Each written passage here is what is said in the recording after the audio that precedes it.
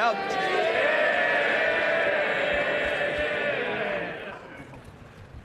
Mr. Speaker, in the face of unprecedented global headwinds, families, pensioners, businesses, teachers, nurses and many others are worried about the future.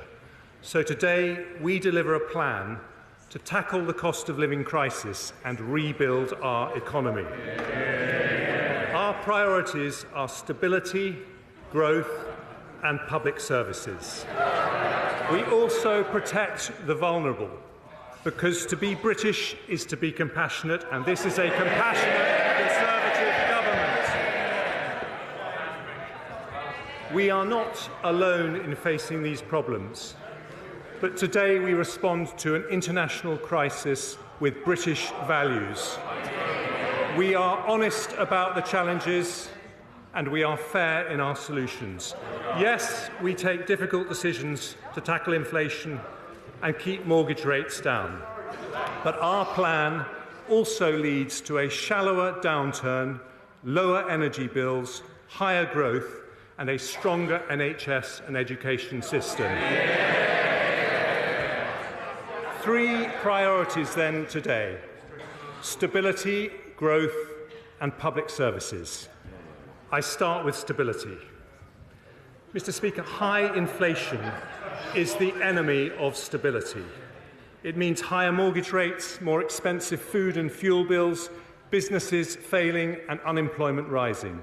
It erodes savings, causes industrial unrest and cuts funding for public services. It hurts the poorest the most and eats away at the trust upon which a strong society is built. The Office for Budget Responsibility confirms global factors are the primary cause of current inflation. Most countries are still dealing with the fallout from a once-in-a-century pandemic. The furlough scheme, the vaccine rollout and the response of the NHS did our country proud, but they all have to be paid for. The lasting impact on supply chains has made goods more expensive and fuelled inflation, and this has been worsened by a made-in-Russia energy crisis. Putin's war in Ukraine has caused wholesale gas and electricity prices to rise to 8 times their historic average. Inflation is high here, but higher in Germany, the Netherlands and Italy. Interest rates have risen here, but faster in the US, Canada and New Zealand. Growth forecasts have fallen here, but fallen further in Germany. The International Monetary Fund expects 1/3 of the world's economy to be in recession this year or next. So the Bank of England, which has done an outstanding job since its independence, now has my wholehearted support in its mission to defeat inflation. And I today confirm we will not change its remit. But we need fiscal and monetary policy to work together. And that means the government and the bank working in lockstep. It means, in particular, giving the world confidence in our ability to pay our debts. British families make sacrifices every day to live within their means, and so too must their government, because the United Kingdom will always pay its way.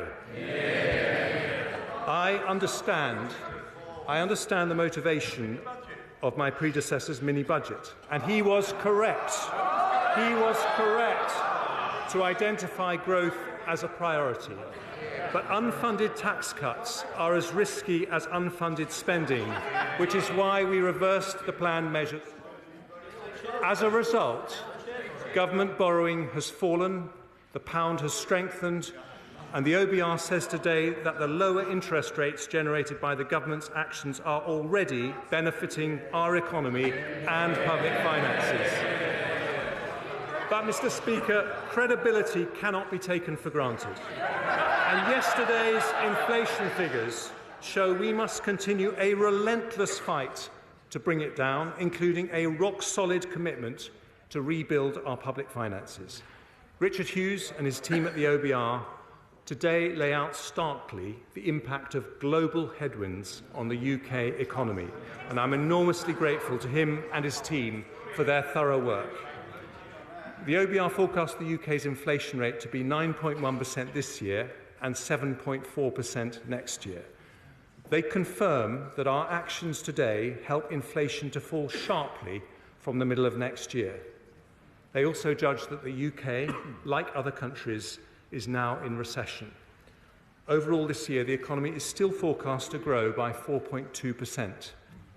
GDP then falls in 2023 by 1.4%, before rising by 1.3%, 2.6% and 2.7% in the following 3 years. The OBR says higher energy prices explain the majority of the downward revision in cumulative growth since March. They also expect a rise in unemployment from 3.6% today to 4.9% in 2024, before falling to 4.1%. Today's decisions mean that over the next 5 years, borrowing is more than halved. This year, we're forecast to borrow 7.1% of GDP, or £177 billion. Next year, 5.5% of GDP, or £140 billion. Then by 2027-28, it falls to 2.4% of GDP, or £69 billion. As a result, underlying debt as a percentage of GDP starts to fall from a peak of 97.6% in 2025-6 to 97.3% in 27-28.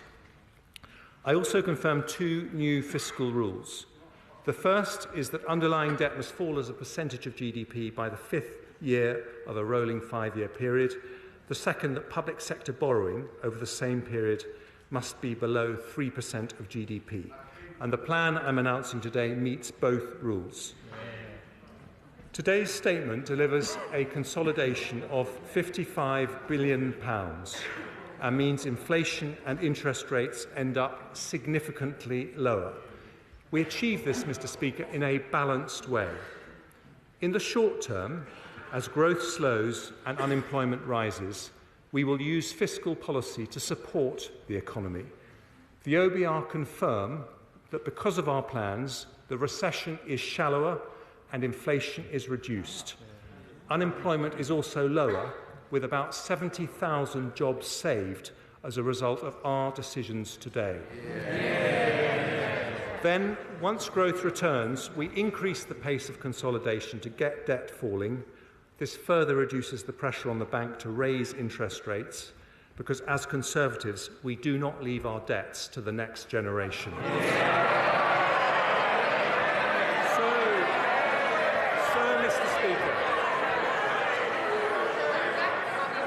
So, Mr. Speaker, this is a balanced path to stability, tackling inflation to reduce the cost of living and protect pensioner savings whilst supporting the economy on a path to growth. But it means taking difficult decisions. Anyone who says there are easy answers is not being straight with the British people. Some argue for spending cuts, but that would not be compatible with high-quality public services. Others say savings should be found by increasing taxes, but Conservatives know that high-tax economies damage enterprise and erode freedom. We want low taxes and sound money, but Conservatives know sound money has to come first, because inflation eats away at the pound in people's pockets even more insidiously than taxes. So with just under half of the £55 billion consolidation coming from tax and just over half from spending, this is a balanced plan for stability. I turn first to our decisions on tax. I have tried to be fair by following 2 broad principles. Firstly, we ask those with more to contribute more, and secondly, we avoid the tax rises that damage growth. Although my decisions today do lead to a substantial tax increase, we have not raised headline rates of taxation, and tax as a percentage of GDP will increase by just 1% over the next 5 years. I start with personal taxes. Asking more from those who have more means that the first difficult decision I take on tax is to reduce the threshold at which the 45p rate becomes payable from £150,000 to £125,140. Those earning £150,000 or more will pay just over £1,200 more in tax every year. We're also taking difficult decisions on tax-free allowances. I'm maintaining at current levels the income tax personal allowance, higher rate threshold, main national insurance thresholds, and the inheritance tax thresholds for a further 2 years, taking us to April 2028. Even after that, we'll still have the most generous set of tax-free allowances of any G7 country. I'm also reforming allowances on unearned income. The dividend allowance will be cut from £2,000 to £1,000 next year and then to £500 from April 24. The annual exempt amount for capital gains tax will be cut from £12,300 to £6,000 next year and then £3,000 from April 24. These changes still leave us with more generous allowances than countries like Germany, Ireland, France and Canada. Because the OBR forecast half of all new vehicles will be electric by 2025, to make our motoring tax system fairer, I've decided that from then, electric vehicles will no longer be exempt from vehicle excise duty. Company car tax rates will remain lower for electric vehicles, and I've listened to industry bodies and will limit rate increases to 1 percentage point a year for 3 years from 2025. The OBR expects housing activity to slow over the next 2 years, so the stamp duty cuts announced in the mini-budget will remain in place, but only until the 31st of March 2025. After that, I will sunset the measure, creating an incentive to support the housing market and the jobs associated with it by boosting transaction during the period the economy most needs it. I now turn to business taxes.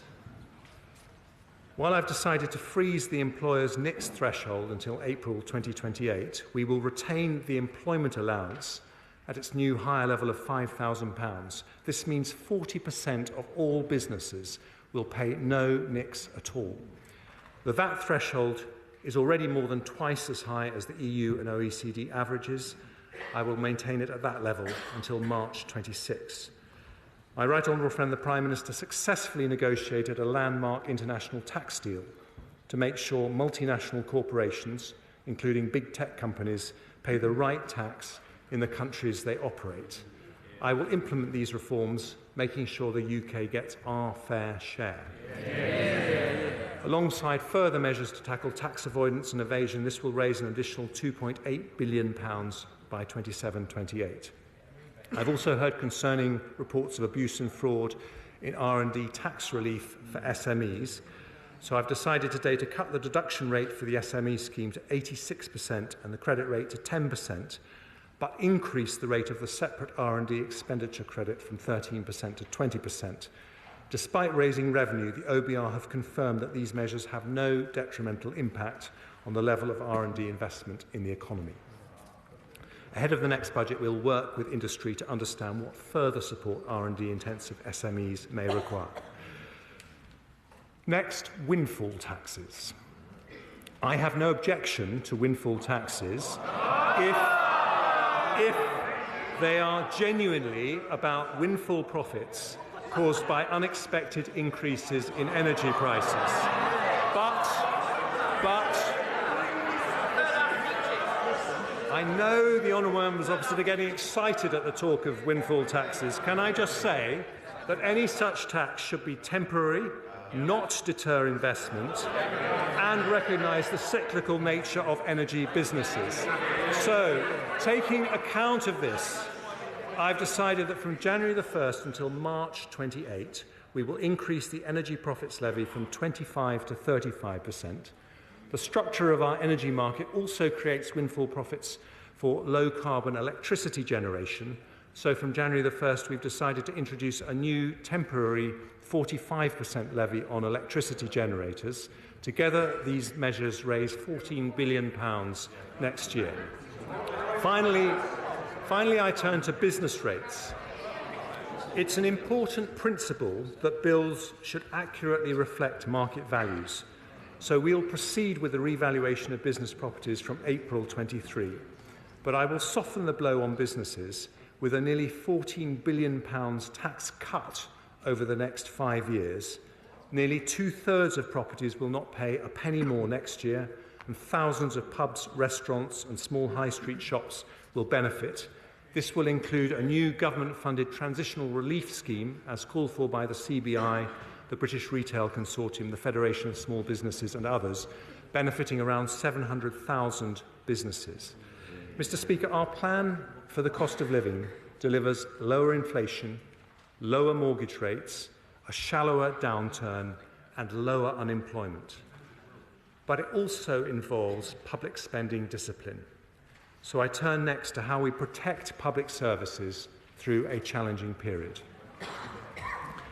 The Prime Minister's vision for this country has at its heart a strong NHS and world-class education. We know that a strong economy depends on strong public services, so we will protect them as much as we can as we deliver our plan for stability and growth. We do have to take difficult decisions on public finances, so we're going to grow public spending, but we're going to grow it more slowly than the growth in the economy.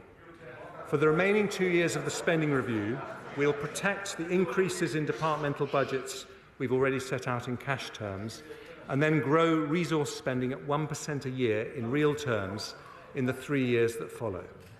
Although departments will have to make efficiencies to deal with inflationary pressures in the next 2 years, this decision means overall spending in public services will continue to rise in real terms for the next 5 years. Before I turn to our plan for schools and the NHS, I start with 2 other areas of spending. The Department for Work and Pensions has a critical role in supporting people into work, and I am proud to live in a country with one of the most comprehensive safety nets anywhere in the world.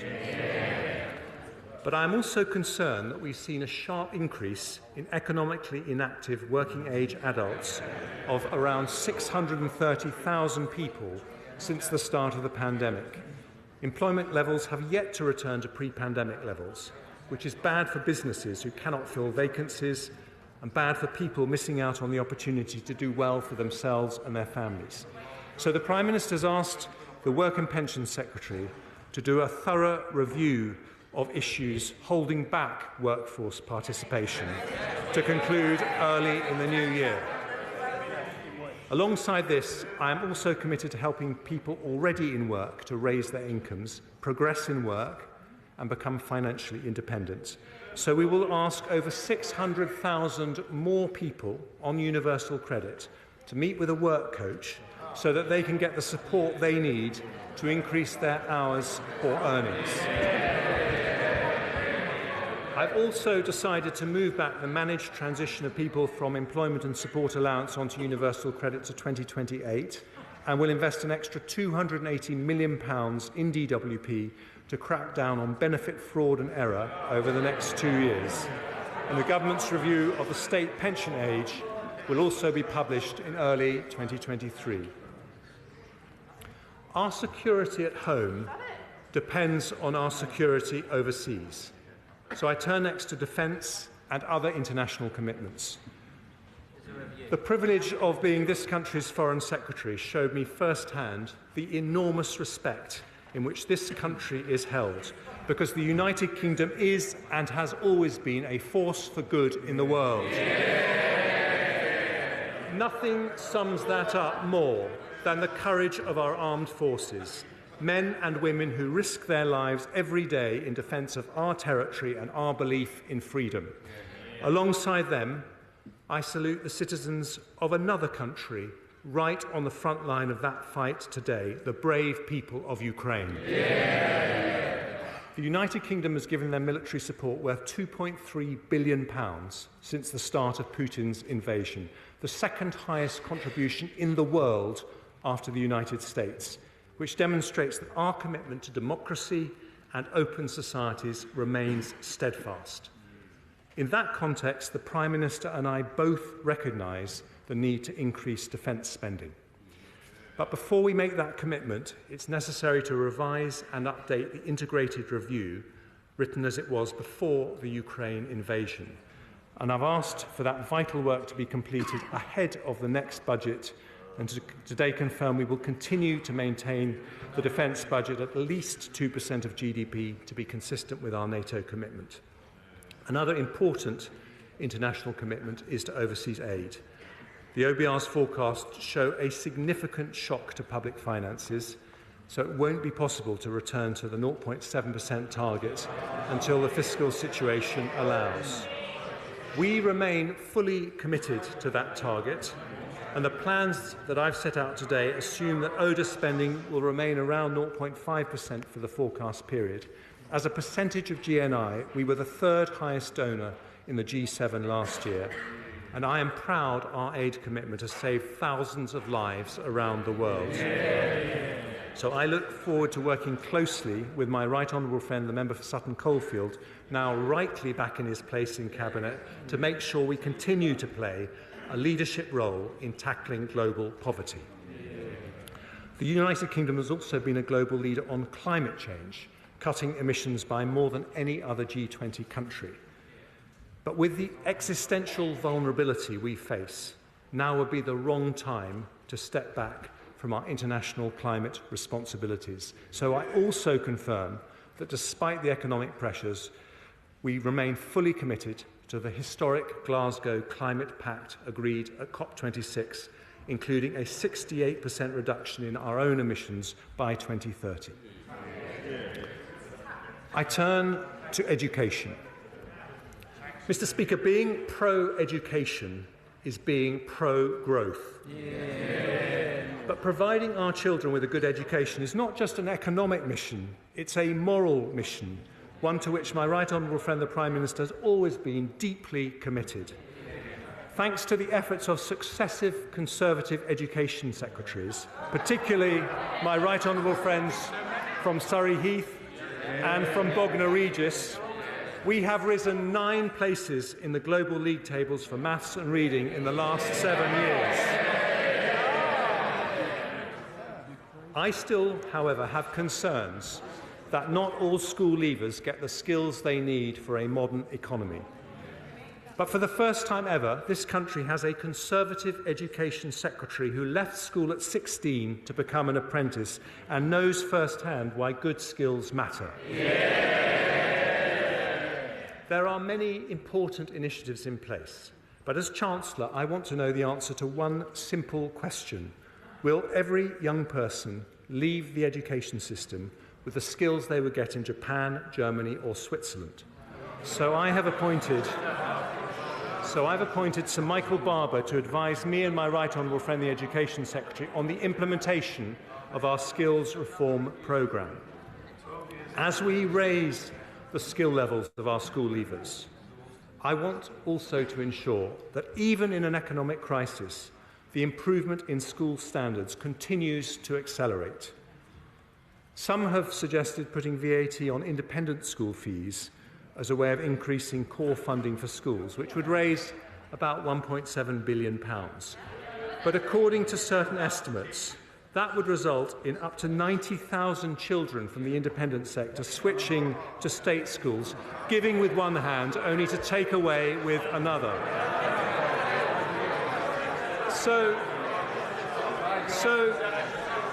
So instead of being ideological, I'm going to be practical. Because we want school standards to continue to rise for every single child, we're going to do more than protect the school's budget. We're going to increase it. And I can announce today that next year and the year after, we will invest an extra £2.3 billion per annum in our schools. Our message to heads and teachers and classroom assistants is thank you for your brilliant work. We need it to continue, and in difficult economic circumstances, a Conservative government is investing more in the public service that defines all our futures. Mr. Speaker, the service we depend on more than any other is the NHS. As a former Health Secretary, I know how hard people are working on the front line and how much they're struggling after the pandemic. The biggest issues are workforce shortages and pressures in the social care sector. So today I address them both. On staff shortages, the former chair of the Health and Social Care Select Committee put forward a case for a long-term workforce plan. He even wrote a book about it, which I've read. I've listened carefully to his proposals, and I believe they have merit. So the Department of Health and Social Care and the NHS will publish an independently verified plan for the number of doctors, nurses and other professionals we'll need in 5, 10 and 15 years' time, taking full account of the need for better retention and productivity improvements.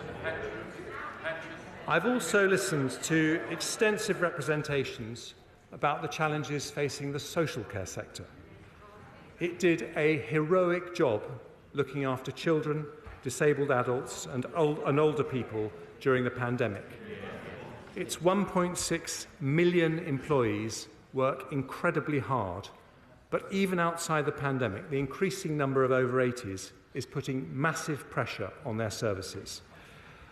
I also heard very real concerns from local authorities, particularly about their ability to deliver the DILNOT reforms immediately. So I will delay the implementation of this important reform for 2 years, allocating the funding to allow local authorities to provide more care packages. I also want the social care system to help free up some of the 13,500 hospital beds that are occupied by those who should be at home. So I've decided to allocate for adult social care additional grant funding of £1 billion next year and £1.7 billion the year after. Combined with savings from the delayed DILNOT reforms and more council tax flexibilities, this means an increase in funding available for the social care sector of up to £2.8 billion next year and £4.7 billion the year after. That's a big increase.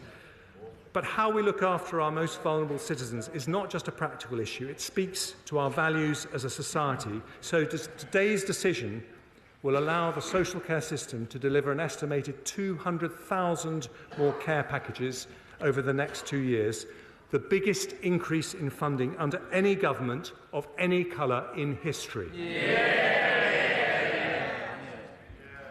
The NHS budget has been increased to record levels to deal with the pandemic.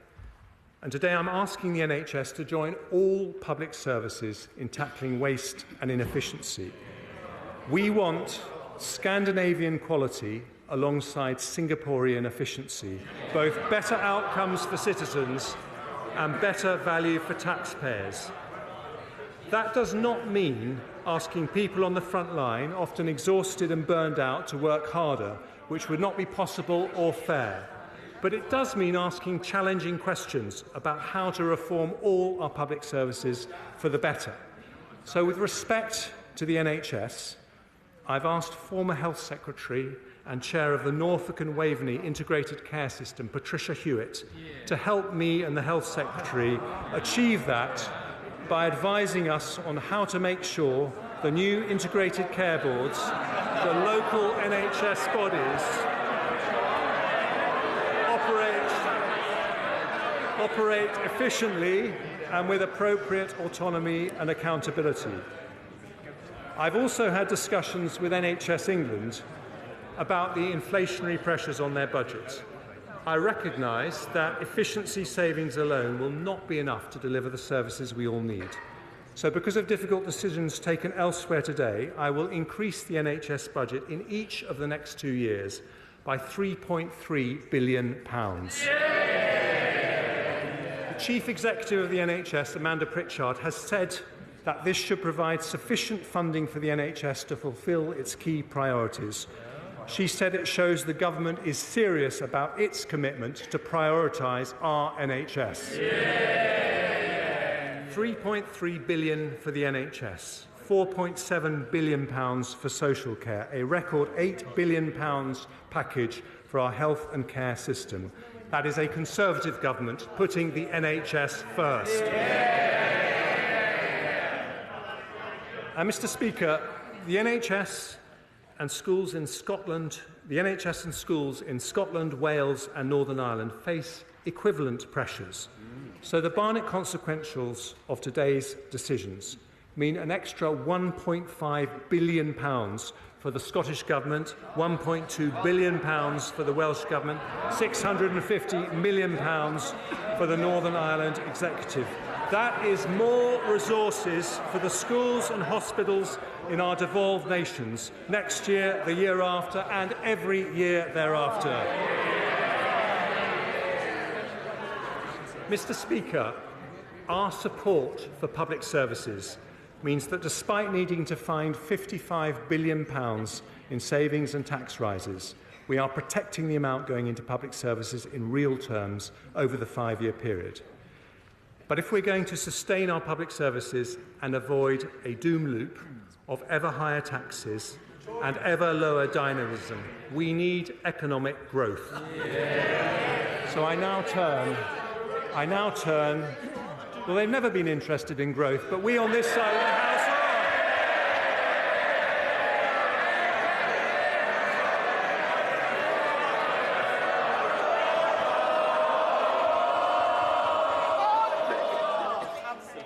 I want to get to the end of the budget statement like the rest of the people of this country. Chancellor of the Exchequer.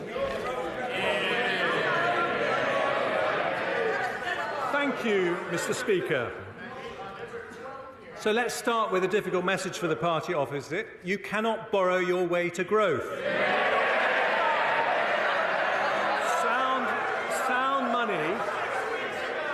Sound money is the rock. Sound money is the rock upon which long-term prosperity rests. But it isn't enough on its own. Our plan is designed to build a high-wage, high-skill economy that leads to long-term prosperity. In his May's lecture, my right honourable friend the Prime Minister identified the keys to doing this: people, capital and ideas. Today's increase in the education budget demonstrates our commitment to people and skills. And I now outline 3 further growth priorities: energy, infrastructure and innovation. Cheap, low-carbon, reliable energy must sit at the heart of any modern economy. But Putin's weaponisation of international gas prices has helped drive the cost of our national energy consumption right up. This year we'll be spending an extra £150 billion on energy compared to pre-pandemic levels, equivalent to paying for an entire second NHS through our energy bills.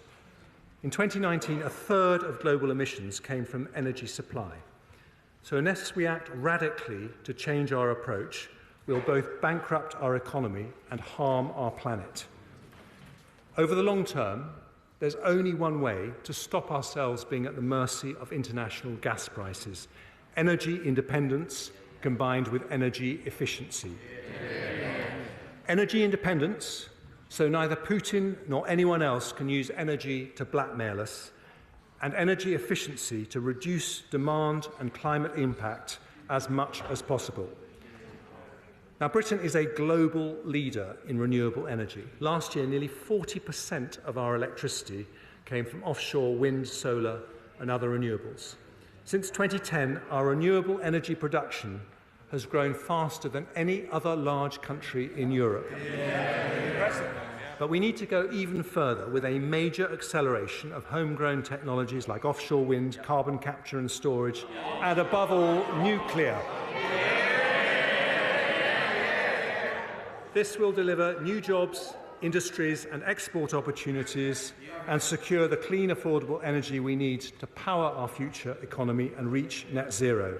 So today I can announce the government will proceed with a new nuclear power plant at Sizewell C. Subject to final government approvals, the contracts for the initial investment will be signed with relevant parties, including EDF, in the coming weeks. This will create 10,000 highly skilled jobs and provide reliable, low-carbon power to the equivalent of 6 million homes for 50 years.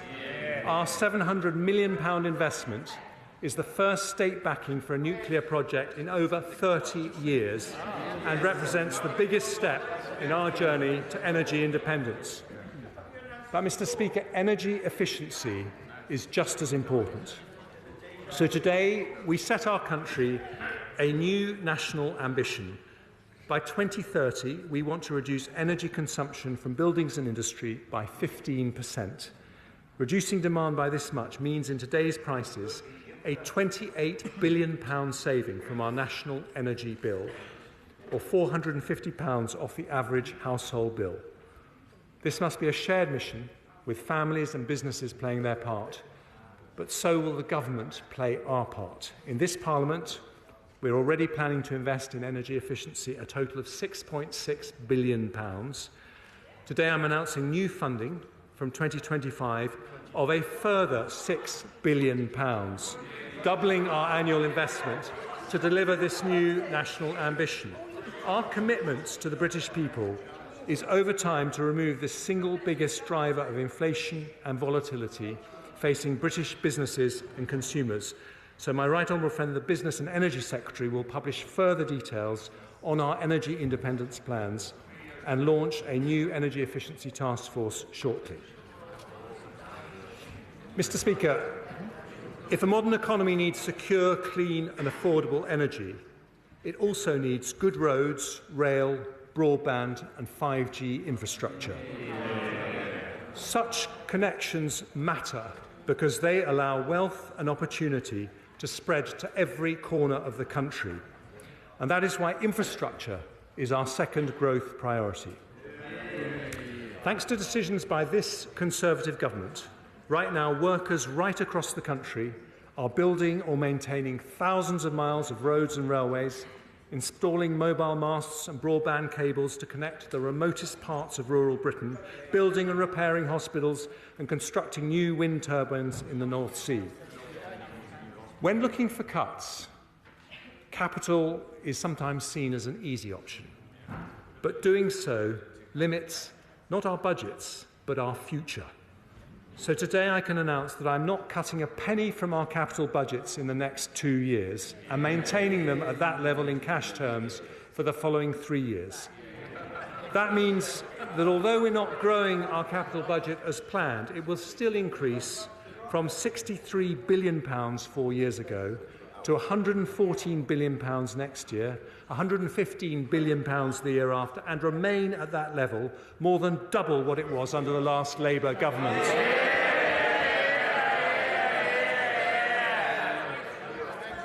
Smart countries build on their long-term commitments rather than discard them. So today I confirm that because of this decision, alongside Sizewell C, we will deliver the core Northern Powerhouse Rail, HS2 to Manchester, and East West Rail, and the new hospitals programme, and gigabit broadband rollout. All these and more will be funded as promised, with over £600 billion of investment over the next 5 years to connect our country and grow our economy. Our National Conservative mission is to level up economic opportunity across the country. And that too needs investment in infrastructure. So I will also proceed with round 2 of the Levelling Up Fund, at least matching the £1.7 billion value of round 1. We'll also drive growth across the UK by working with the Scottish Government on the feasibility study for the A75, supporting the Advanced Technology Research Centre in Wales, and funding a trade and investment event in Northern Ireland next year.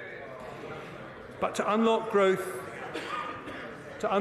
right across the country, we need to make it easier for local leaders to make things happen without banging on a Whitehall door. Our brilliant mayors, like Andy Street and Ben Houchin, have shown the power of civic entrepreneurship. We need more of this inspirational local leadership. So today I can announce a new devolution deal that will bring an elected mayor to Suffolk and deals to bring mayors to Cornwall, Norfolk and an area in the North East to follow shortly. We're also making progress towards trailblazer devolution deals with the Greater Manchester Combined Authority and West Midlands Combined Authority, and soon over half of England will be covered by devolution deals. Taken together, that £600 billion investment in our future growth represents the largest investment in public works for 40 years. So our children and grandchildren can be confident that this Conservative government is investing in their future. Energy and infrastructure. And now our third growth priority, innovation. Mr. Speaker, we have a national genius for innovation. Britain is the land of Newton, Darwin, Fleming, Faraday, Franklin, Gilbert and Berners-Lee, the home of 3 of the world's top 10 universities, the country with the largest life science and technology sectors in Europe. Thanks to successive Conservative governments, we remain a science superpower. And I salute the work of the former Chancellor George Osborne, my right honourable friend from Tunbridge Wells, and my honourable friend, the Science Minister and member for Mid-Norfolk, for laying the vital foundations to make this possible. 21st century economies will be defined by new developments in artificial intelligence, quantum technologies and robotics. But we need to be better at turning world-class innovation into world-class companies. So as a former entrepreneur, I had to get that in somewhere, I want to combine our technology and science brilliance with our formidable financial services to turn Britain into the world's next Silicon Valley. We learned from the success of Nigel Lawson's Big Bang in 1986 that smart regulatory reform can spur investment from all over the world. So today, using our Brexit freedoms, I confirm the next steps in our supply-side transformation. By the end of next year, we will decide and announce changes to EU regulations in our 5 growth industries: digital, life sciences, green industries, financial services and advanced manufacturing. And I've asked the Chief Scientific Officer, Sir Patrick Vallance, who did such a brilliant job in the pandemic, to lead our work on how to do this. The second lesson of Nigel Lawson's Big Bang is the most important driver of global success is not tax subsidies, but competition. So we will legislate to give the Digital Markets Unit new powers to challenge monopolies and increase the competitive pressure to innovate. To further spur competition, I've listened to requests from businesses, and today I'm removing import tariffs on over 100 goods used by UK businesses in their production processes, from car seat parts to bicycle frames. I'll also change our approach to investment zones, which will now focus on leveraging our research strengths by being centred on universities in left-behind areas to help build clusters for our new growth industries. My right honourable friend, the Levelling Up Secretary, will work with mayors, devolved administrations and local partners to achieve this, with the first decisions announced ahead of the spring budget. I've heard some speculation that we might cut the research and development budget today, but I believe that would be a profound mistake. In our 2017 manifesto, we announced a target to invest 2.4% of our GDP in R&D, and the latest ONS data suggests the UK is close to meeting that target. I want to go further, so today I protect our entire research budget and confirm that we'll increase public funding for R&E to 20 billion by 24-25 as part of our mission to make the United Kingdom a science superpower. And finally, Nigel Lawson's Big Bang inspires us today, but nearly 40 years on, we must stay true to its mission to make the UK the world's most innovative and competitive global financial centre. So to further support investment across our economy, I also announced that we're publishing our decision on Solvency II, which will unlock tens of billions of pounds of investment for our growth-enhancing industries. 3 priorities for growth: energy security, investment in infrastructure, and a plan to turn the United Kingdom into the world's next Silicon Valley, transforming British intellectual genius into British commercial success. But alongside British genius, we must remember another great national quality: British compassion. So this final part of our plan protects the most vulnerable, and it's to that I now turn. Mr. Speaker, strong public finances aren't just to make accountants happy. It's because we took difficult decisions in 2010 that we could afford record funding increases for the NHS, the landmark furlough scheme, and now the energy price guarantee. Today, the discipline that we've shown means we can provide targeted support to help our most vulnerable citizens with the cost of living. One of the biggest worries for families is energy bills, and I pay tribute to my predecessor, the Right Honourable Member for Spelthorne, and the former Prime Minister, the Right Honourable Member for South West Norfolk, for their leadership in this area. This winter, we will stick with their plan to spend £55 billion to help households and businesses with their energy bills, one of the largest support plans in Europe. From April, we'll continue the energy price guarantee for a further 12 months at a higher level of £3,000 per year for the average household. With prices forecast to remain elevated throughout next year, this will mean an average of £500 support for every household in the country. At the same time, for the most vulnerable, we'll introduce additional cost of living payments next year of £900 to households on means-tested benefits, £300 to pensioner households, and £150 for individuals on disability benefit. We'll also provide an additional £1 billion of funding to enable a further 12-month extension to the Household Support Fund, helping local authorities to assist those who might otherwise fall through the cracks. And for those households who use alternative fuels, such as heating oil and LPG to heat their homes, I'm today doubling the amount of support from £100 to £200, which will be delivered as soon as possible this winter. And before the end of the year, we'll also bring forward a new targeted approach to support businesses from next April. But I want to go further to support people most exposed to high inflation. Around 4 million families live in the social rented sector, almost 1/5 of households in England. Their rents are set at 1% above the September inflation rate, which means that on current plans, they're set to see rent hikes next year of up to 11%. For many, that would just be unaffordable. So today I can announce that this government will cap the increase in social rents to a maximum of 7% in 23-24. Compared to current plans, that is a saving for the average tenant of £200 next year. This government introduced, I thought they cared about the most vulnerable. This government introduced the national living wage, which has been a giant step in eliminating low pay. So today, I'm accepting the recommendation of the Low Pay Commission to increase it next year by 9.7%. That means from April 23, the hourly rate will be £10.42, which represents an annual pay rise worth over £1,600 to a full-time worker.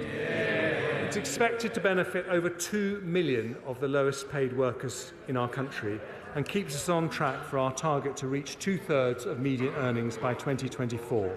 And it is the largest increase in the UK's national living wage ever. Mr. Speaker, there have also been some representations to keep the uplift to working age and disability benefits below the level of inflation, given the financial constraints we face. But that would not be consistent with our commitment to protect the most vulnerable. So today I also commit to uprate such benefits by inflation with an increase of 10.1%. That is an expensive commitment costing £11 billion, but it means 10 million working-age families will see a much-needed increase next year, which speaks to our priorities as a government and our priorities as a nation. On average, a family on universal credit will benefit next year by around £600, and to increase the number of households who can benefit from this decision, I'll also exceptionally increase the benefit cap with inflation next year.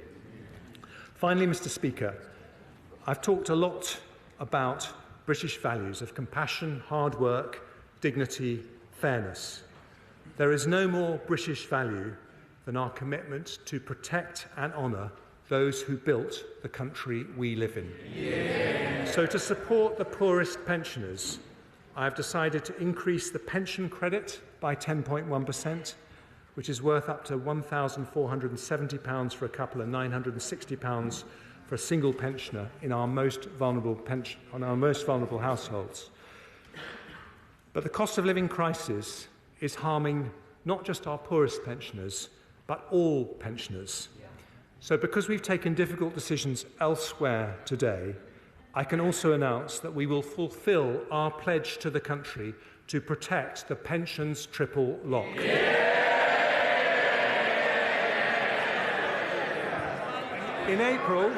In April, the state pension will increase in line with inflation, an £870 increase, which represents the biggest ever increase in the state pension. And to the millions of pensioners who will benefit from this measure, I say now and always, this government is on your side. Mr. Speaker, there is a global energy crisis, a global inflation crisis, and a global economic crisis. But the British people are tough, inventive, and resourceful. We have risen to bigger challenges before. We aren't immune to these headwinds, but with this plan for stability, growth, and public services, we will face into the storm. There may be a recession made in Russia, but there is a recovery made in Britain.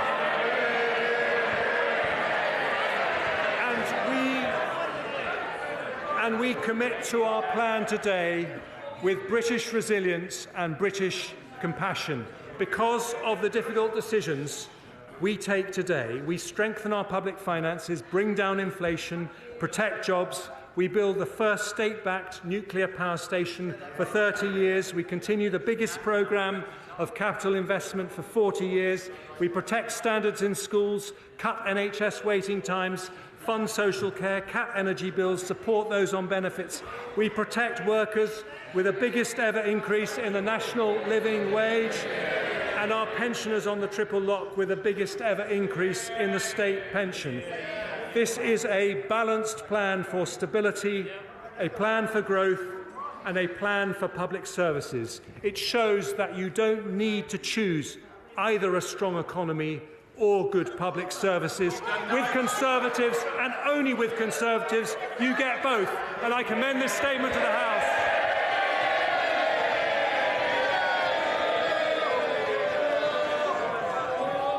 I now call the Shadow Chancellor of the Exchequer, Rachel Reeves. Thank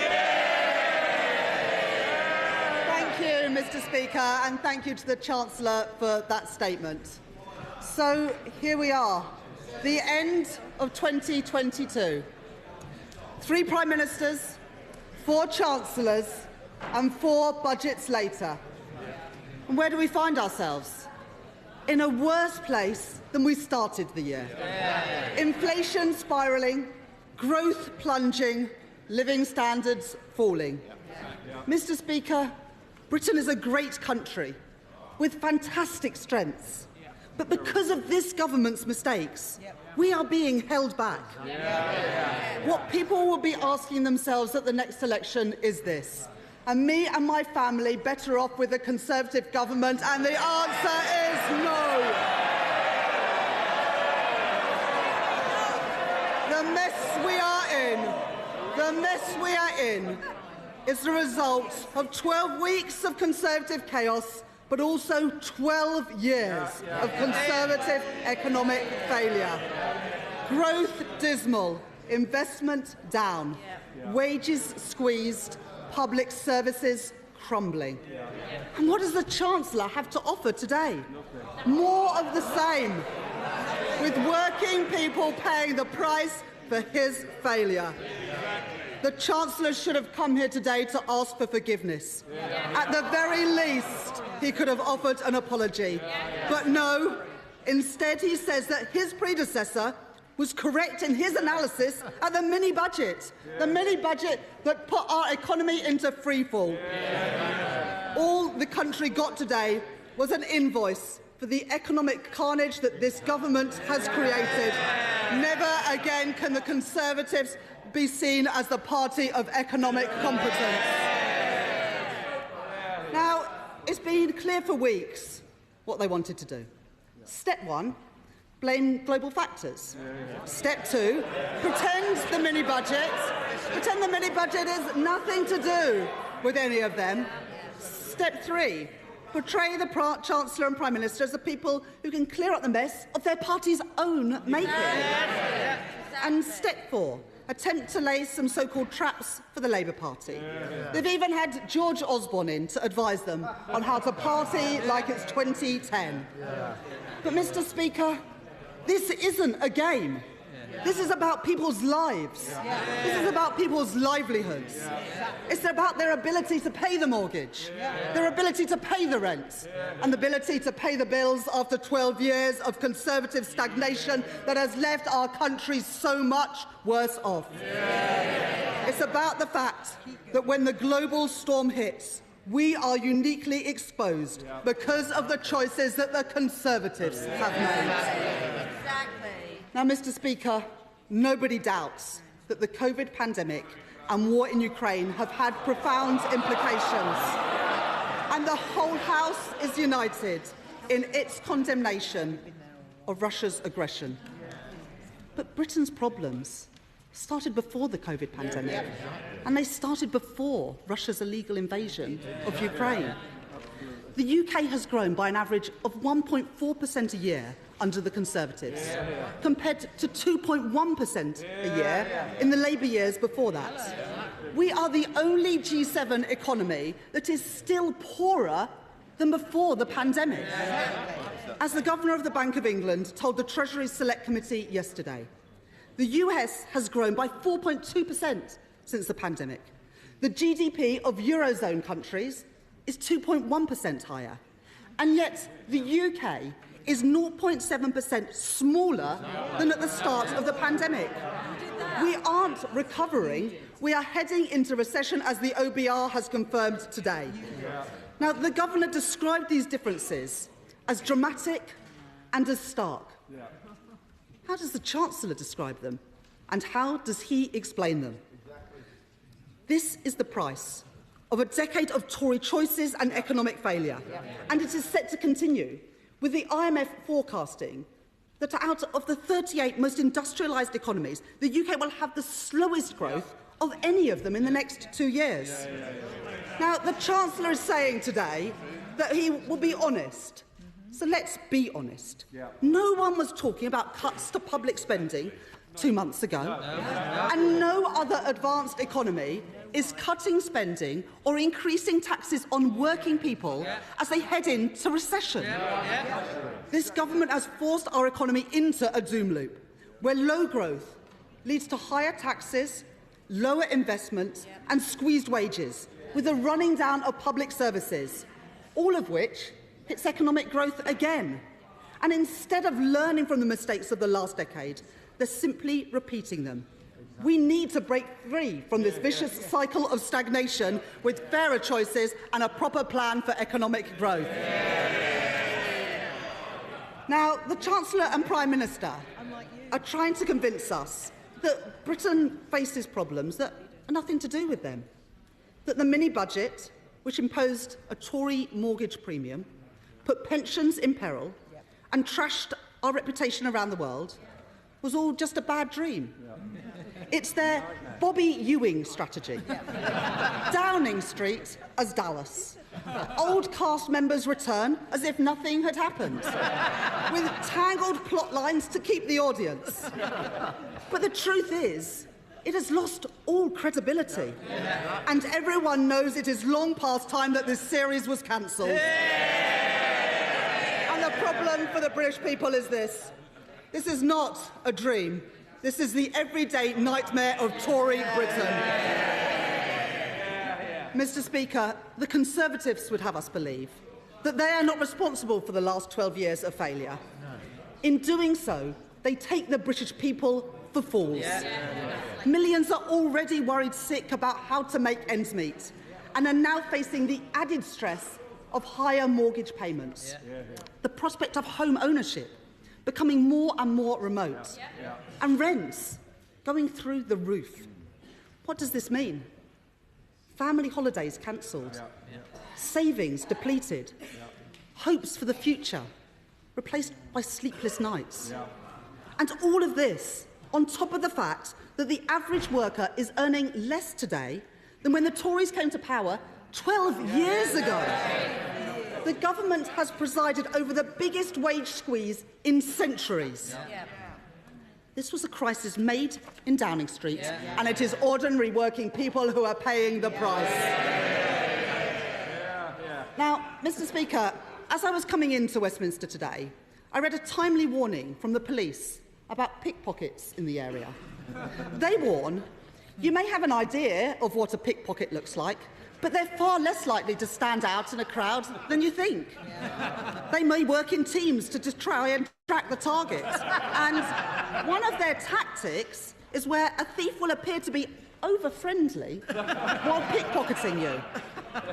Now, I must report that in the last hour, the Conservatives have picked the pockets of purses and wallets of the entire country as the Chancellor has deployed a raft of stealth taxes, taking billions of pounds from ordinary working people. A Conservative double whammy that sees frozen tax thresholds and double-digit inflation erode the real value of people's wages.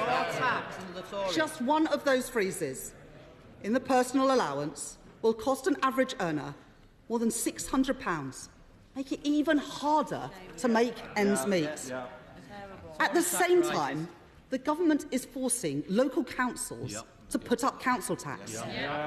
Now, the Chancellor seems to have confirmed today a council tax bombshell worth £100 for a typical Band D property, taking their council tax above £2,000 for the first time. Local people, including those with Conservative councils, will be forced to pay more because of the destruction that the Conservatives have wreaked on our economy.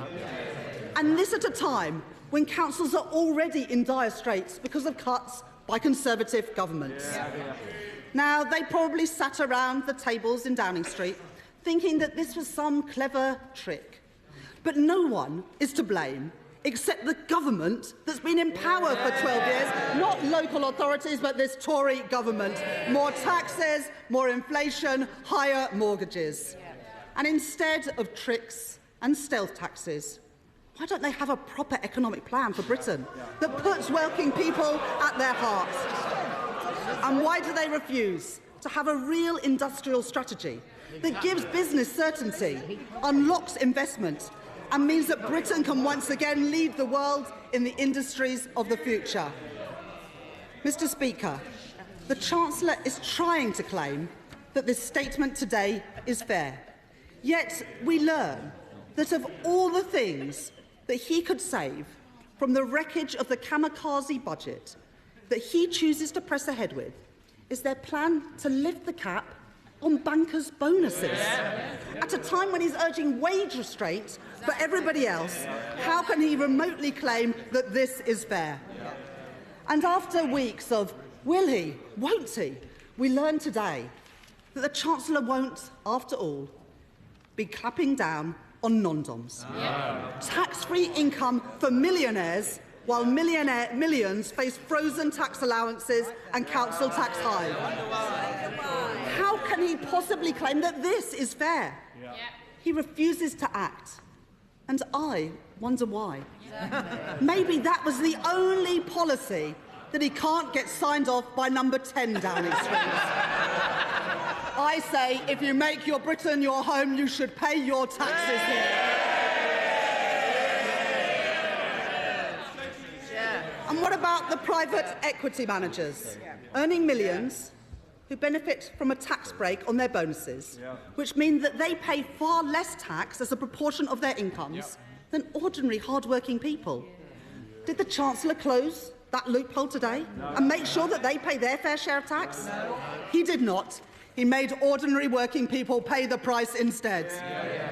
Because, Mr. Speaker, time and time again, we've seen how quick the Conservatives are to raise taxes on working people. Now, the Chancellor has even compared himself to Scrooge. He's asking working people to take the hit, with less money in their pockets in the run-up to Christmas, but also for years to come. But if you're a banker, a non-dom, or a private equity manager, don't worry.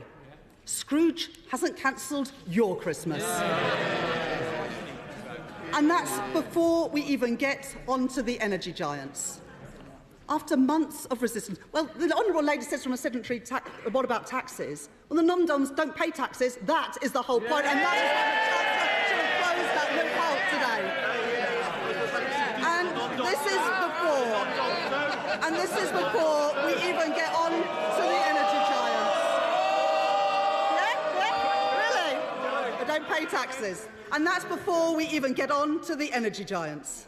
After months of resistance from this Prime Minister, the government has finally been dragged kicking and screaming to extend the windfall tax that Labour have been calling for since January.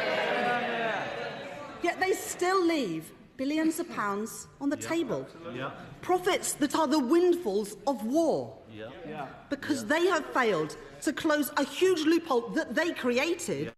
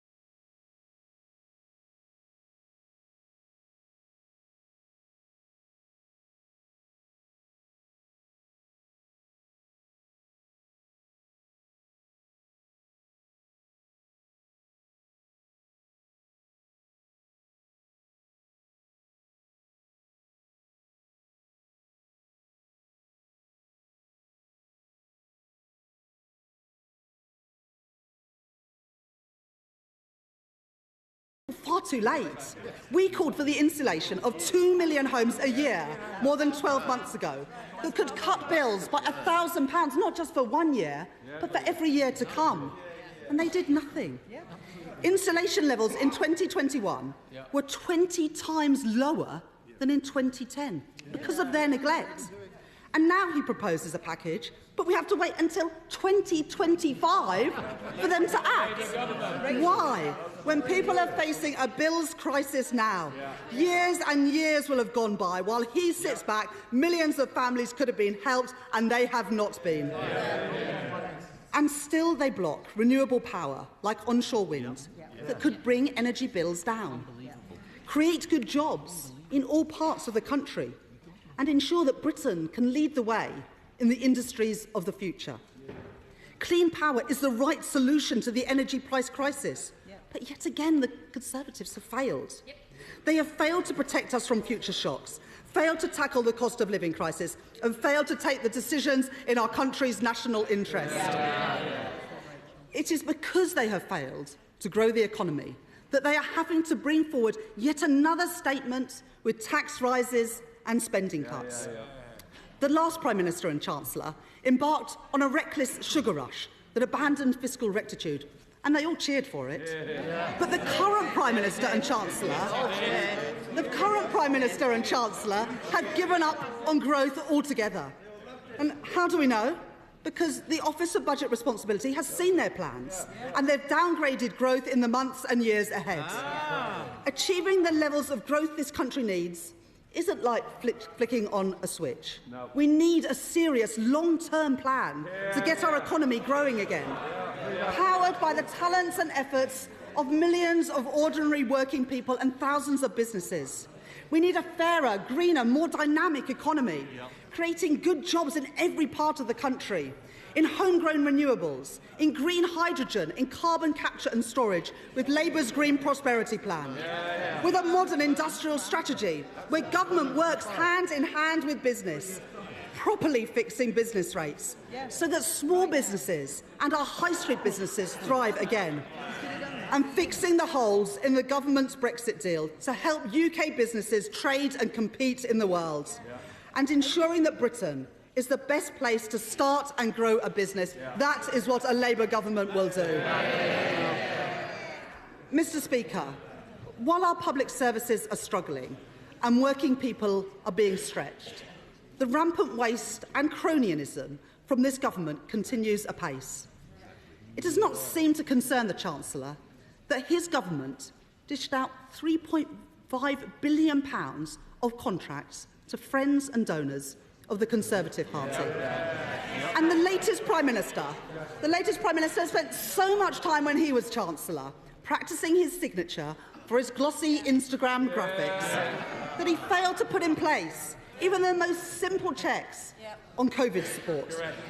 That is why the former Treasury Minister, Lord Agnew, described the current Prime Minister's fraud failures as schoolboy errors. The Prime Minister left the doors to the vaults wide open to organised criminals and drugs gangs. They helped themselves to £6.7 billion of taxpayers' money, money that the government is failing to retrieve. And last month it was slipped out that the Taxpayer Protection Task Force set up to get this money back is being wound down.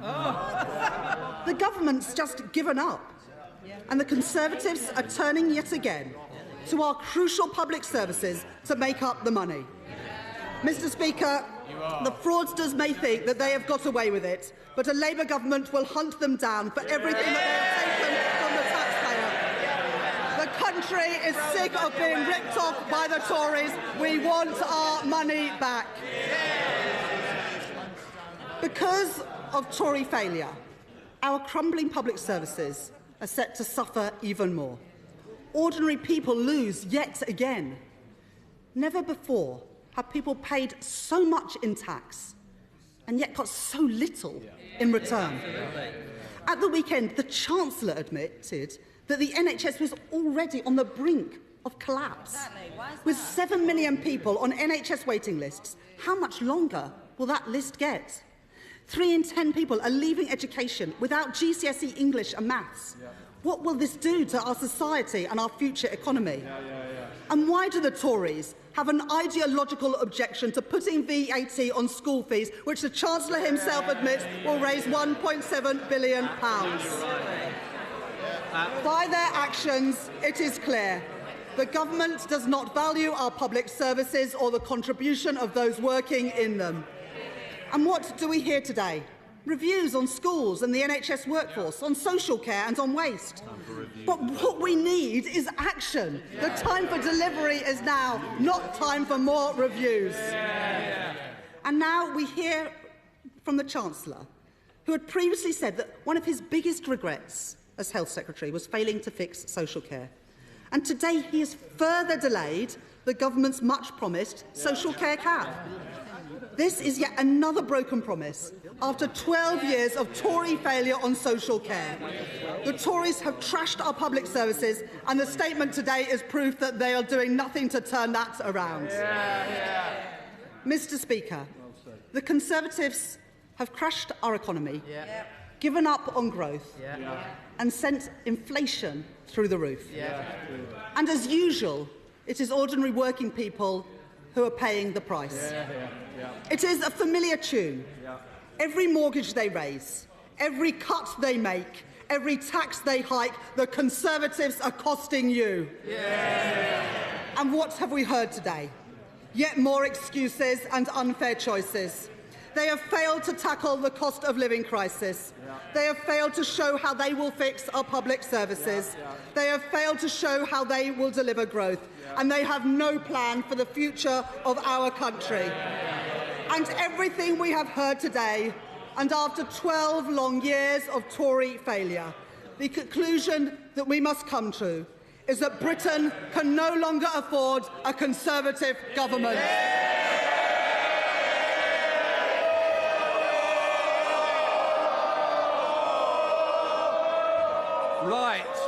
Let me start with the Chair of the Select Committee, Harriet Bowen.